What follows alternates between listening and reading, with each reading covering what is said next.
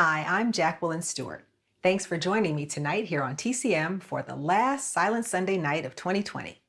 We're ending this challenging year on an optimistic note with a science fiction film from Germany about the exciting possibilities of space travel.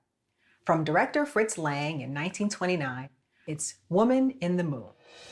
This sci-fi epic follows a young entrepreneur who's interested in space travel and eager to prove an old professor's scientific theory that there's gold buried on the moon. Competing with a gang of evil businessmen, he races to assemble a crew and travel by rocket to get to the moon first. In preparing for this production, Fritz Lang consulted with some of Germany's leading scientists to better understand the latest theories about rocket science and space travel. Some of what you'll see in this 1929 film is obviously antiquated and was later disproved, but some ideas held true. The film famously includes the first example of a rocket launch countdown.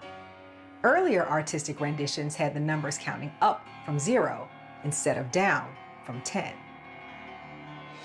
Woman in the Moon is considered one of the first serious sci-fi feature films, and it followed on the heels of another sci-fi epic directed by Fritz Lang, the 1927 masterpiece, Metropolis.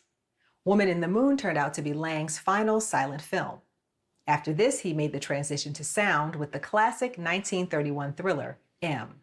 He made only one more movie in Germany during that period, The Testament of Dr. Mabuse, before leaving the country in 1933 to escape Adolf Hitler's rise to power. Lang made his debut in Hollywood with the 1936 drama Fury, and he continued to prove himself as one of the industry's top directors, especially of film noir. Here from 1929, starring Willy Fritsch, Klaus Pohl, and Gerda Maurus, Woman in the Moon. Woman in the Moon is based on the novel by Thea von Harboe, who also wrote the film adaptation and was married to director Fritz Lang at the time. Von Harboe started out as a stage actress in Germany in 1906 and began writing sensationalist novels in 1910. She went on to find her greatest success in the film industry, adapting books by many writers, including herself. She contributed to many groundbreaking films produced in Germany during the heyday of German cinema in the 1920s. In 1922, von Harboe married Fritz Lang, and she worked on most of the films that he made in Germany, including Metropolis, M, and The Testament of Dr. Mabuse.